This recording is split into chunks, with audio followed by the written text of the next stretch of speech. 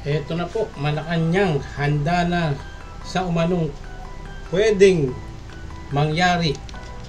Ito po ay tungkol sa pag-arrest kay Duterte sa kanyang kaso dito sa ICC.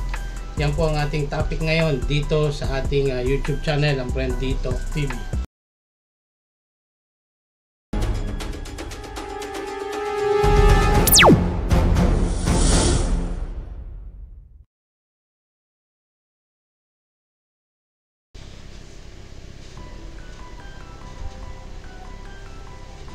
Bagamat wala pang pahayag dahil ito ay usap-usapan lang at merong mga nagsasabi hindi lang po sa loob ng Malacanang at sa mga media outlet na anytime ay posibleng lumabas na itong warrant of arrest ni Digong Duterte at ang kanyang mga kapanalig na dating mga opisyal na sangkot dito sa war on drugs.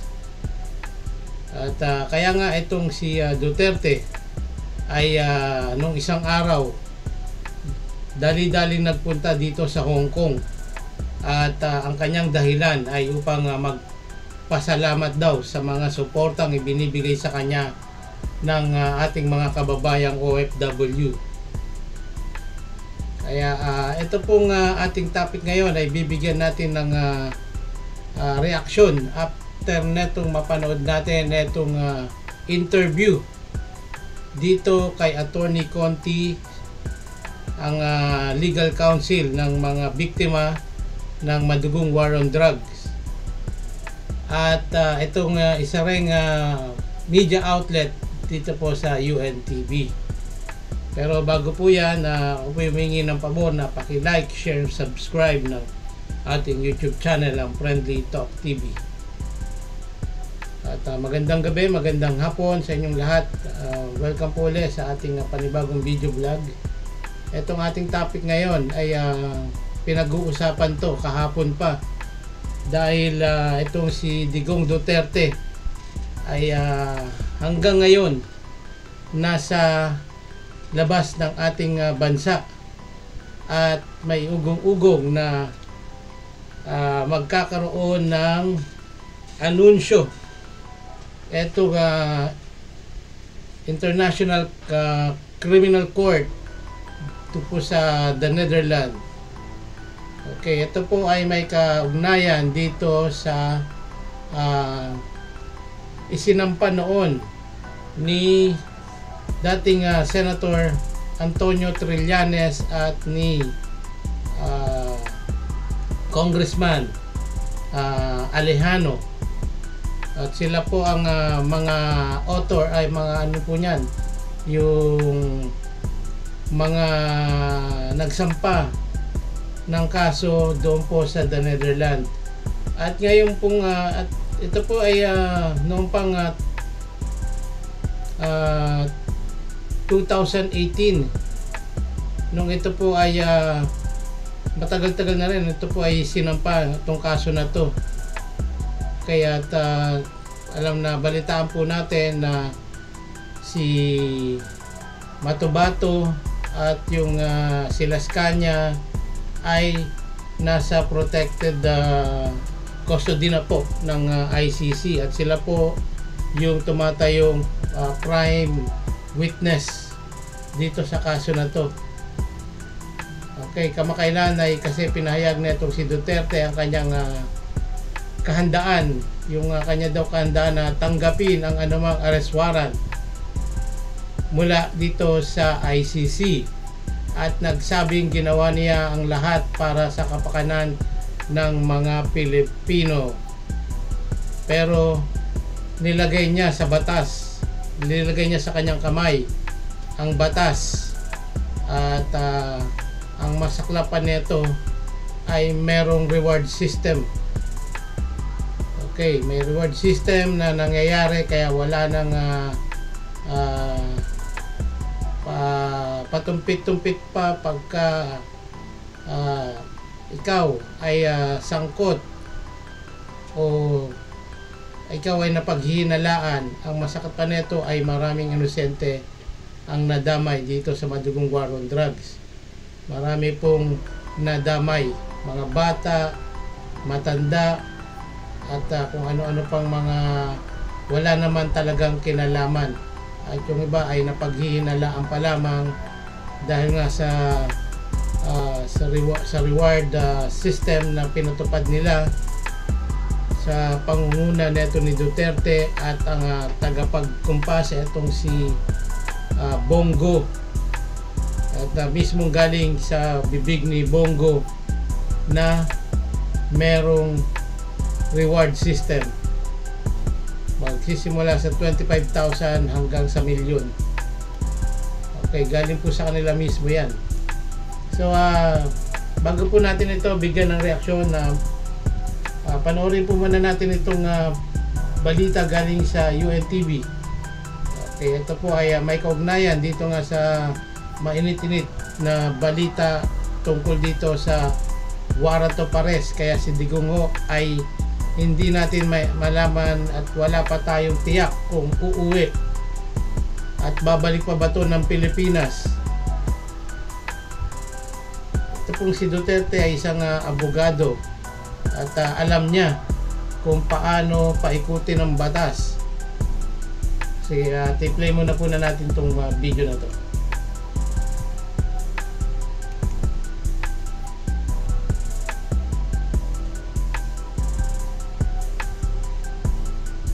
Impormasyon hinggil sa sinasabing arrest warrant na inilabas ng International Criminal Court laban kay dating Pangulong Rodrigo Duterte. Sa isang pahayag, sinabi ni Presidential Communications Office Ad Interim Secretary J. Ruiz na batid nila ang nasabing arrest warrant mula sa ICC at handaan niya ang pamahalaan sa anumang pwedeng mangyari. Pero sa isang hiwalay na statement, sinabi naman ni Palace Press Officer Claire Castro na wala pang kumpirmasyon ng Malacanang hinggil sa nasabing ICC arrest warrant laban kay dating Pangulong Duterte. Gayunman, muling binigyang diin ni Castro ang nauna ng pahayag ni Executive Secretary Lucas Bersamin na handa ang gobyerno na magbigay ng assistance sakaling humingi ng tulong ang Interpol. Ayon naman kay Office of the Solicitor General Attorney Menardo Guevara, sa ngayon ay wala pa silang natatanggap na anumang notice o komunikasyon mula sa ICC hinggil sa arrest warrant laban sa dating presidente. Paliwanag ng OSG, ang Department of Foreign Affairs ang siyang point of entry ng mga ganitong bagay bilang bahagi ng diplomatic courtesy. Sa kanyang talumpati sa Hong Kong kahapon, kaalinsabay ng isinagawang campaign rally ng mga kumakandidato sa pagkasenador sa ilalim ng PDP laban. Sinagot ni dating Pangulong Duterte ang umano'y arrest warrant ng ICC laban sa kanya. Binigyang diin ito na ginawa lamang niya ang lahat ng nararapat para sa sambayan ng Pilipino noong siya pa ang namumuno sa bansa. Anya, matagal na rin siyang hinahabol ng ICC. Si dating Pangulong Duterte ay nahaharap sa kasong crimes against humanity dahil sa umano'y madugong war on drugs sa panahon ng kanyang administrasyon.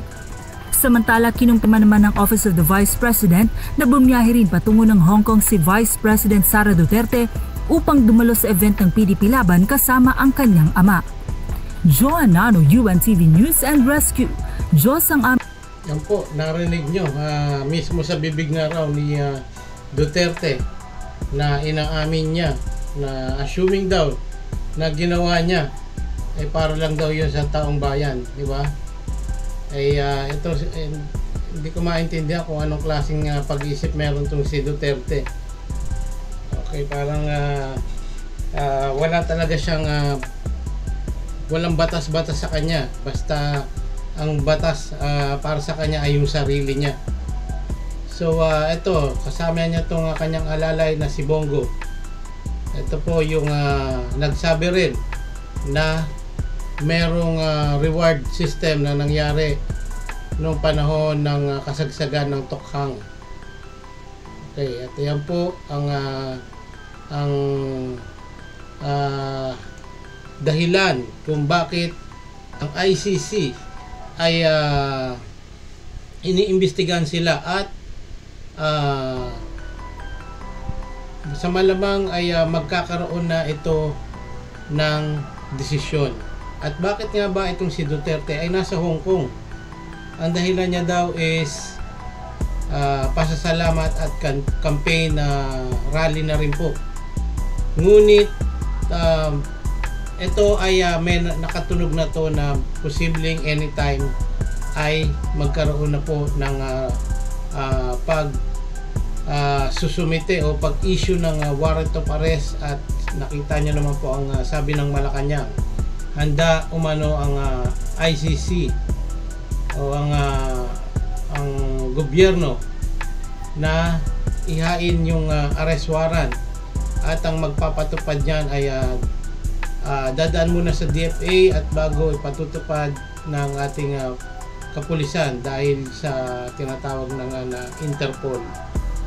Tayo po ay membro ng Interpol, kaya hindi imposible ang mga pulis ang magpapatupad ng paghuli o pagdakip dito kay Duterte at sa kanyang grupo. Kaya doon sa Davao ay meron pong isang nangyari doon na nag-deploy ng 400 na mga pulis. At yung mga pulis po na dineploy doon ay galing sa iba't ibang dako ng bansa natin. At yun ay pinagtataka nila, ngunit ang sabi ay meron lang daw pong parang isang okasyon o meron daw parang exercises sa PNP na ginagawa, at di raw po yung related para sa pag-serve ng warrant of arrest. So ito pong isang video na galing naman po ito sa teleradyo. Okay, dito maririnig natin itong si Attorney Conti, ang legal counsel ng mga biktima ng EJK at ng madugong war on drugs. Siya po ang sasagot dito sa mga katanungan mula dito sa teleradyo servisyo. Atin pong panoorin.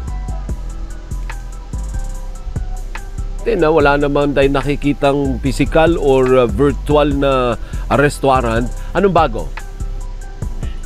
Ay, ganun pa rin sa totoo lang. Pero sa ngayon, mukhang may aabangan tayo na announcement kung sakasakali galing kay Karim Khan. Si Karim Khan, yung prosecutor ng head ng Office of the Prosecutor ng International Criminal Court, at siya ang posibleng mag-announce kung sakali nitong warrant of arrest kung makukumpirma talaga. At itong announcement na ito ay pwedeng maapektuhan kasi nabanggit ko dati na kapag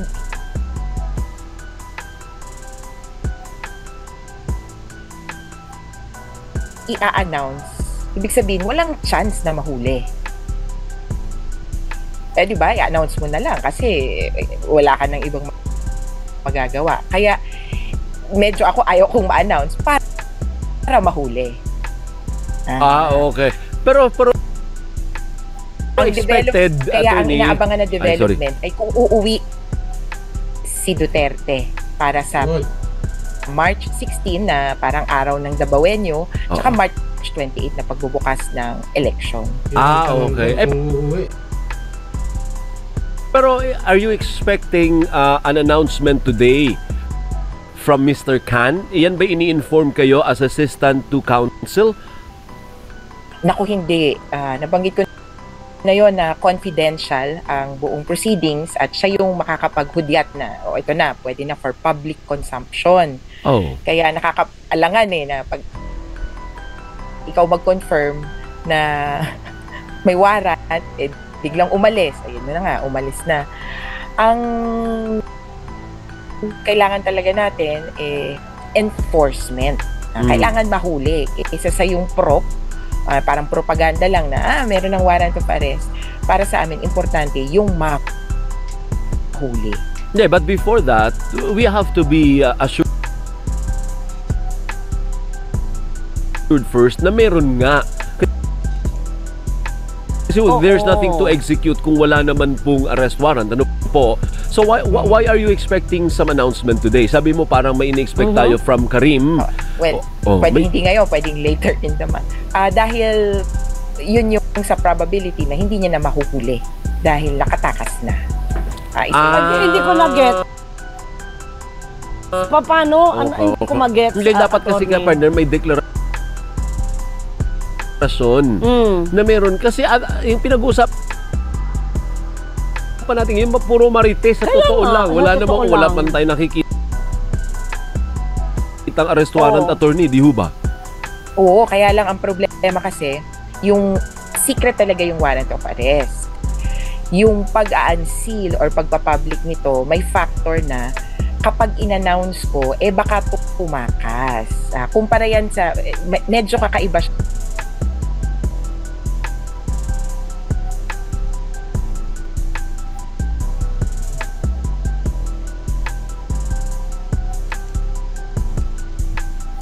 Sa Philippine courts.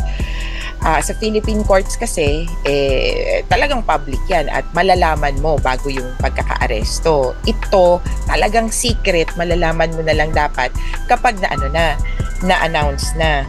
Ngayon, ay kapag nahuli na. Ngayon, may isa pa akong, baka ito yung bago-bago or inaantay kong development. ICC pa lang to, pero posibleng may ibang warrant of arrest na ma-issue kay Duterte dito sa Pilipinas dahil may iba naman siyang mga complaints na hinaharap, yung incitement to sedition, di ba? Tapos meron pang sinasabi yung Quadcom na crimes against humanity, the same case sa ICC na dito daw sa Pilipinas titinggin. Nakaabang din kami dyan dahil dyan pwedeng magkaroon ng hold departure order, alert departure order at kung ano pang ibang order mula sa Bureau of Immigration.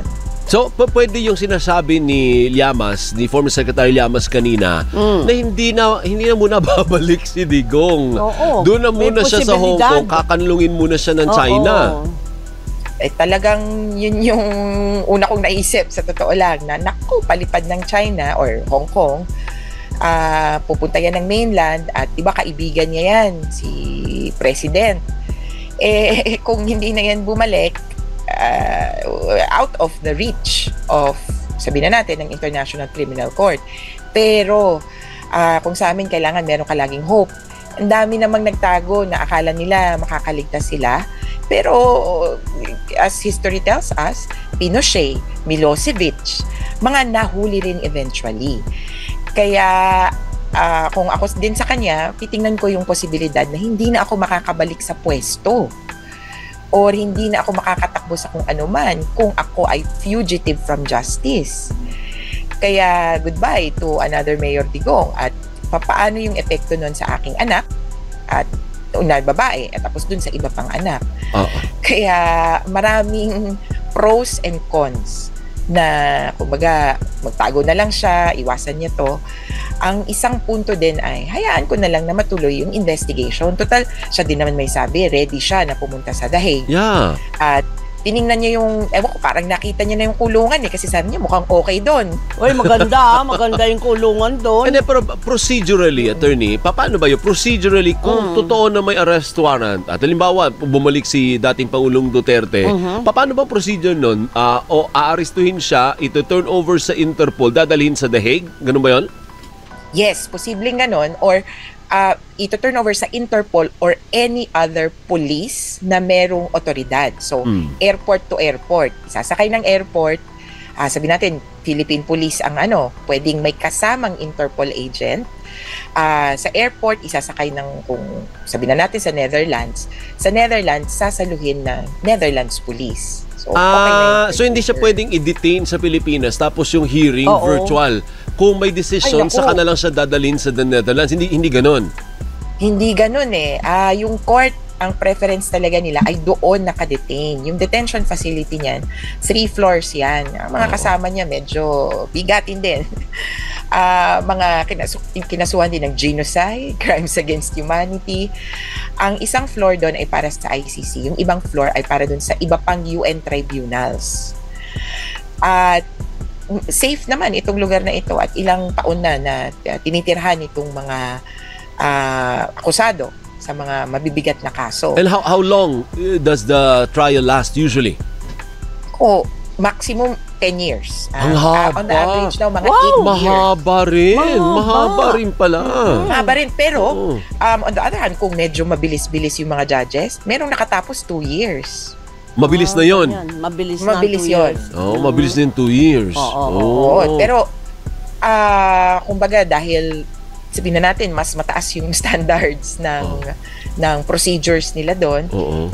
kumbaga, pulido naman yung magiging desisyon. Bukod sa kanyang Pero- mga abogado, sino ang pwedeng bumisita sa kanya doon kung sakali? Pamilya. Pamilya. Required nga na makabisita ang pamilya at least once. At bayad yon. Kasi karapatan ng lahat na akusado, di ba, na mabisita. Sabi nila, hindi lang karapatan. Required. Tayo ang talaga? magbabayad. Hindi makapagbabayad yung pamilya. So kasali pala yon. Oh, by the way, attorney, can the former president still quash the warrant? Halimbawa, may warrant nga. Can he go to the Supreme Court ng Pilipinas and hindi pa-quash natin yung warrant yan? Hindi yan obra Humingi dito. ng saklolo, no? Pwede bang ganon? Mukhang isang posibilidad yon. Ang questionin niya ay yung una, jurisdiction ng ICC to issue such warrant. Questionin niya yung enforcement powers ng Pilipinas na hindi na member state ng ICC, tapos i-enforce natin. Pero handa kami dyan. Yan actually yung pinaghahandaan namin itong mga nakaraang buwan na alam namin na may legal na gagawin steps itong si Duterte. In fact, nakuha ko ito kasi doon sa sinabi ni Secretary Roque na questionin daw nila sa Supreme Court ang anumang warrant of arrest. So, At palagi ko, matatalo sila. Pero makakabalahaw, makaka-delay. Makaka-delay. Pwede kasi ng... Yun po, ang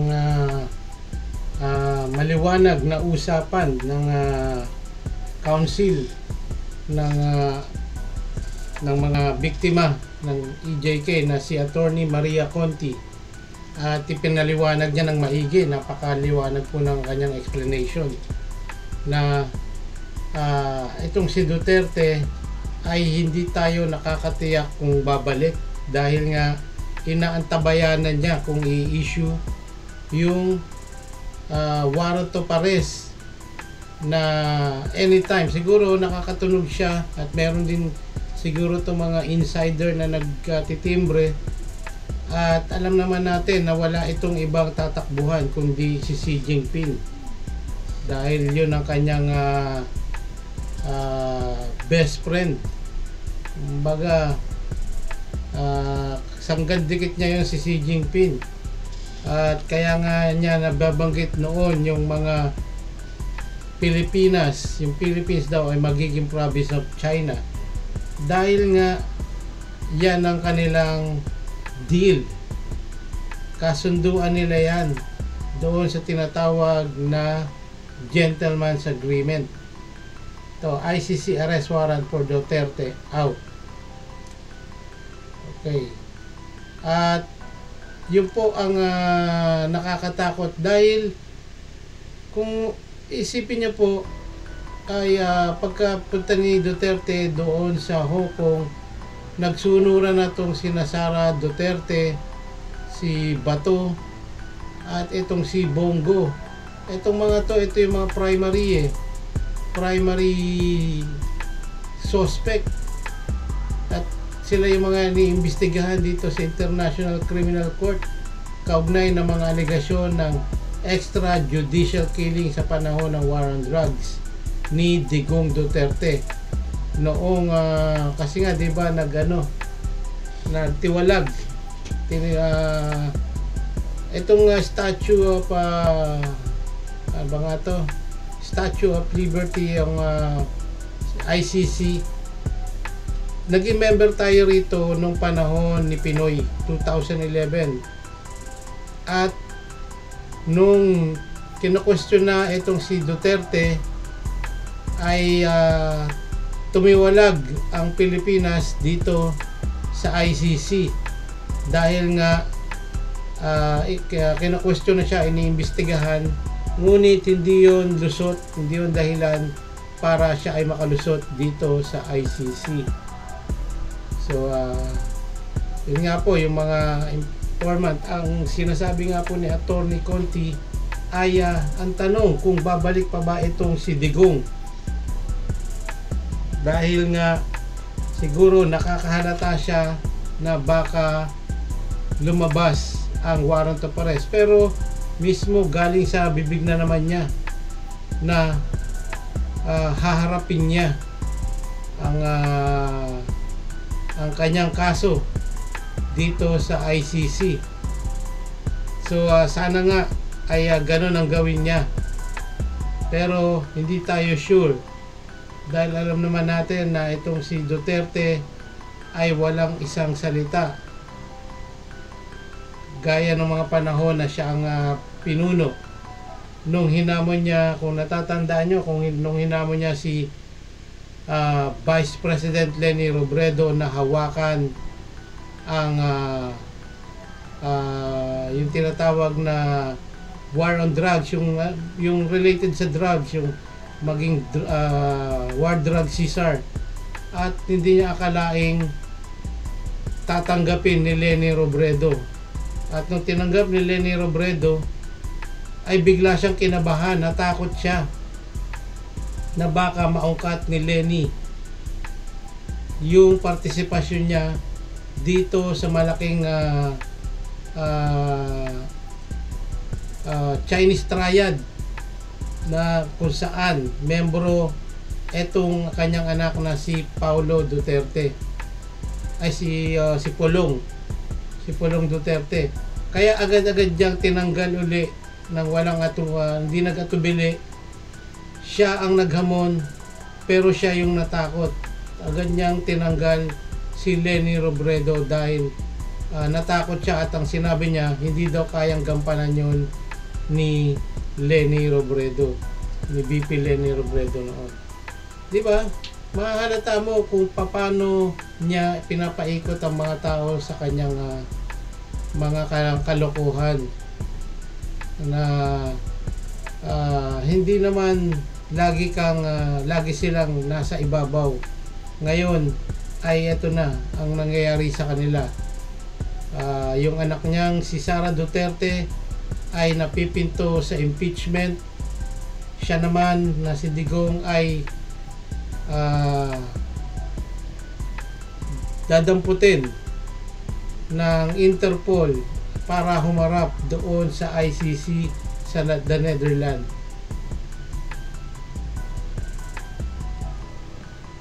So sa kabila ng mga impormasyon na ito ay wala pa talagang opisyal na pahayag mula dito sa ICC pero gaya nga na sinabi ni Attorney Conti na mas magandang secret, dahil kasi pag sinabi ng pinakalat na kumalat, malamang si Duterte ay hindi na umuwi at dumiretso na to ng Beijing, kung saan welcome siya kay Xi Jinping.